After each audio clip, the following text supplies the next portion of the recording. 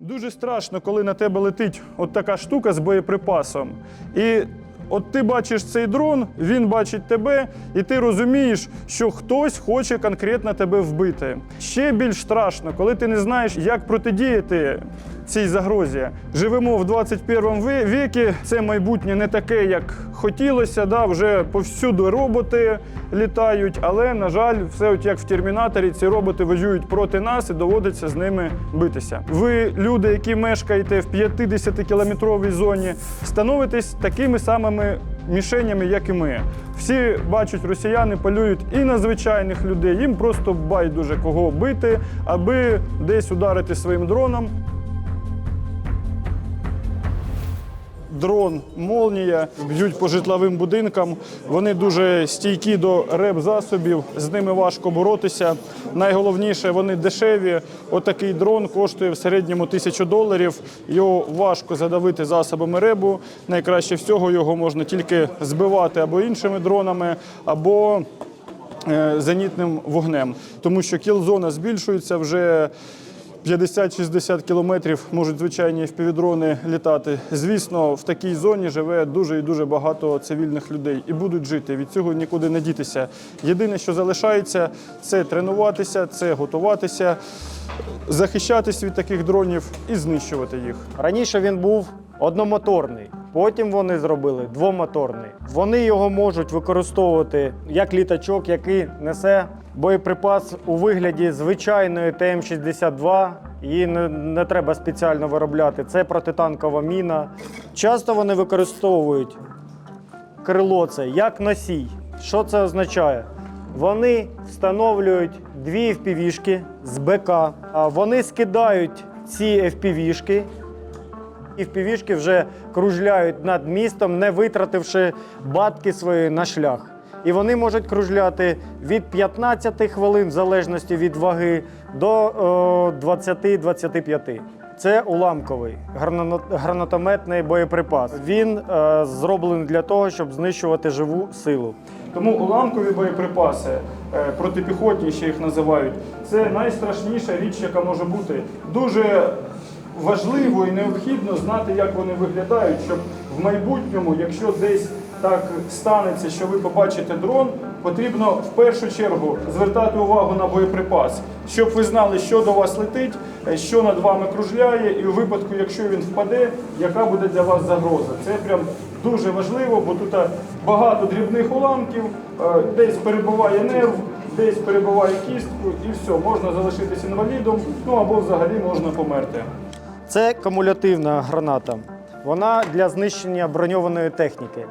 Ось звідси вилітає кумулятивна струя і прожигає чи бетонний блок, чи броньовану машину. Тобто уламки мінімальні. Тут уламків немає, але тут дуже величезна фугасна дія, бо тут багато взривчатої речовини. При попаданні молнії в приватний будинок він просто складається, розлітається. Якщо ви побачили крило, байдуже, що це за крило, їх настільки багато, що ви не зможете розуміти, що воно несе, бачить воно вас, не бачить, полетіло воно повз, чи намітилось, знову заходить ззаду на вас.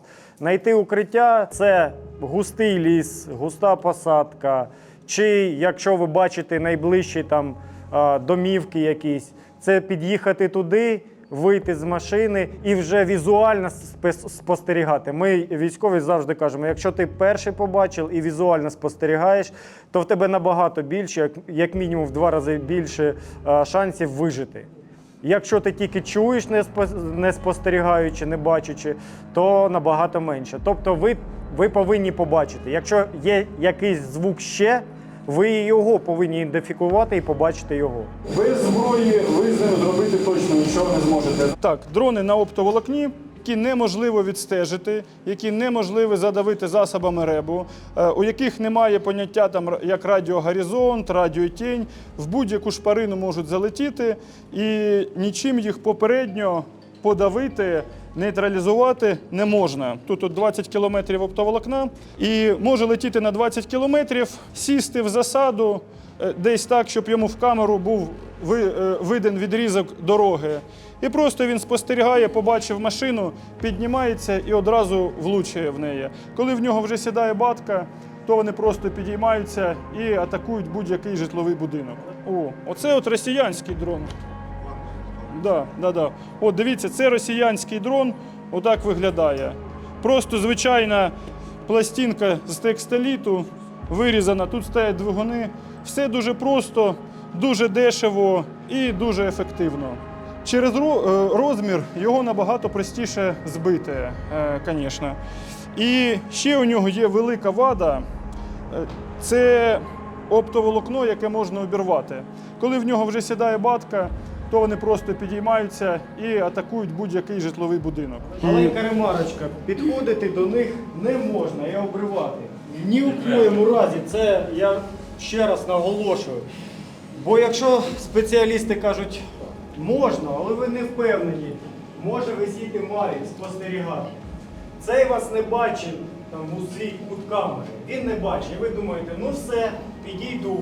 Ви підходите, але Mavic висить і вас бачить. Він по рації передає бійцю, тому хто керує цим приладом. Да, каже, до тебе підходить.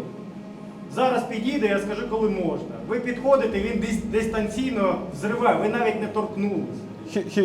Хіба що на дистанції, якщо ви знаєте, де він пролетів і де лежить оптоволокно. Всі бажаючі можуть спробувати обірвати це оптоволокно. Наскільки воно буде рватися.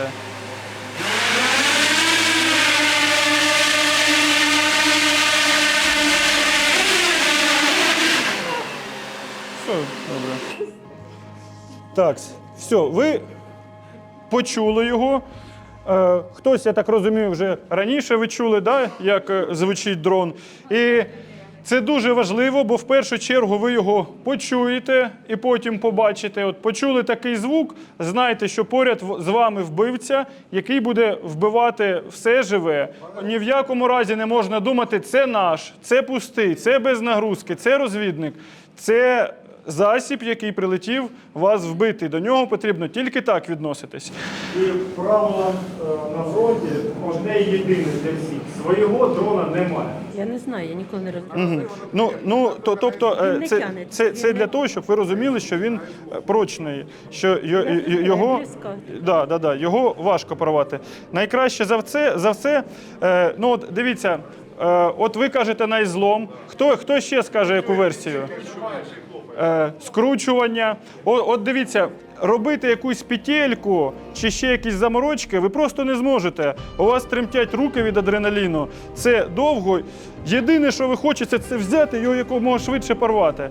Петелька класна штука, але у вас не буде ні часу, ні змоги зробити отаку штуку, петельку, і просто отак провести, і все, бачите, відео пропало. Да. Але це я ж кажу, це от в умовах, коли ви бачите цей дрон, це майже неможливо зробити. Ви розірвали її? Да, от дивіться. От просто отак петельку, так зробили? Да, і тепер тримаєте її, і я отак от беру, оп.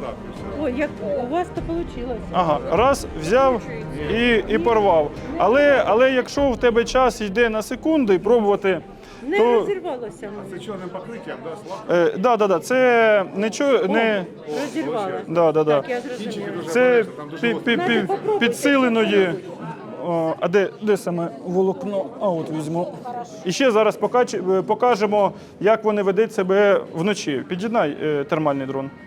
Є у багатьох така думка, що дрони не бачать вночі. Що від дронів найкраще всього там можна сховатися вночі, що можна пересуватися вночі. От нещодавно спілкувалися з журналістами, і вони казали, що робили заїзд, щоб зняти репортаж там на якийсь напрямок, і вони їхали вночі. І вони не бачили дрон, і вони його почули тільки. І в цьому велика проблема, що вдень ви добре побачите дрон, вдень ви будете бачити укриття, ви будете знати, куди від нього сховатися можна. Вночі, от дивіться, як вас бачить добре дрон вночі. Ага, дивіться, тобто ви дрон бачите тільки зараз по датчикам, які не вимкнені. Вас всіх дуже-дуже добре видно, ви дезорієнтовані, ви не знаєте, де шукати укриття, ви не знаєте, як в разі чого можна надати собі або комусь допомогу. в зоні, де ви будете мешкати, почнуть літати дрони, вночі краще зробити неможливими пересування і виключити їх просто. Тому що ніч – це саме небезпечне ще, що може бути. Зайдіть, будь ласка, цивільного військового на відео. Да. І тут ви не зможете відрізнити А я серед вас. на дорозі, просто лежить дрон. От що з ним робити? Якщо ви, наприклад, взяли дрон, який просто там лежав, уже на ньому нічого не горить, і раптом, так, тут на замикання не спрацювало, можливо, ще не взвелась, да? Чи вже мало? От, ви побачили, як відбувається через що вибух. Тут от, одна з деталей не спрацювала на замикання, але на удар, якщо от ви взяли дрон і це його так ударив, а взагалі йому дуже і дуже мало потрібно. Можна отак от стукнути, можна десь його покласти, можна просто підняти, і він це відчує, і відбудеться вибух. Тому якщо ви побачили дрон, ні в якому разі чіпати його не можна. У нас всі пересування відбуваються в туман, коли йде туман, тому що видимість дуже погана. Але ми ніколи не застраховані на 100%, бо літають тут такі термальні дрони, і вони бачать прям все. Оце дрон Mavic. Найрозповсюдженіший розвіддрон, який є на фронті з обох боків, і з нашої, і з російської сторони. Он оснащен супер классной камерой. Она способна увидеть движение человека за 4-5 километров. То есть это будет идти силуэт, но это будет понятно, что это человек. Якщо от FPV-дрони, вони можуть в принципі 50 кілометрів закривати, то Mavic закриває 15 кілометрів. Он также может быть дневной и ночной дрон. То есть если вы думаете, что в туман вас не видно, то все прекрасно видно, любые движения. Коли йде от російський військовий, в принципі, висота тут не дуже велика, і дрон можна було почути, якби він прислухався до неба. От просто дивіться, як працює Mavic, от наскільки він точний, прицільний. Якби він почув, що б він міг зробити. Ми зараз от показуємо ролики тільки з влучаннями, да? Але є дуже багато таких же роликів, там, де солдат був підготовлений, пройшов певні школи, і він знає, як себе поводити. Він дивиться на дрон, завжди бачить момент зриву боєприпаса. От ви дивились відео, от боєприпас десь 4 секунди летить. І він за 4 секунди може відбігти на 5-7 метрів і залягти. І все, тим самим врятувати собі життя. Тобто таких випадків прям дуже багато. Рушниця, яка є помпова, випускаються спеціальні види боєприпасу, які працюють проти дронів. Добре, чому вона і багато людей використовується? Тому що це, перша, звичайна мисливська рушниця. По-друге, спеціальні, дуже багато екіпажів їздять цим для того, щоб збивати декілька уламків, де чи дроб, чи картеч, і вони збивають дрони. Не завжди це виходить, тому що потрібно чи в батку попасти, чи в пропелер, але працювати починає від 50 метрів і до 15, до 20, максимум до 10 метрів. Непогана штука, але вона, на мій погляд, дає більше шкоди, ніж користі. Чому? Тому що людина звикає до того, що до роботи в симуляторі, що на неї залітає дрон, постріл в сторону дрона і все, ви вже збили дрон.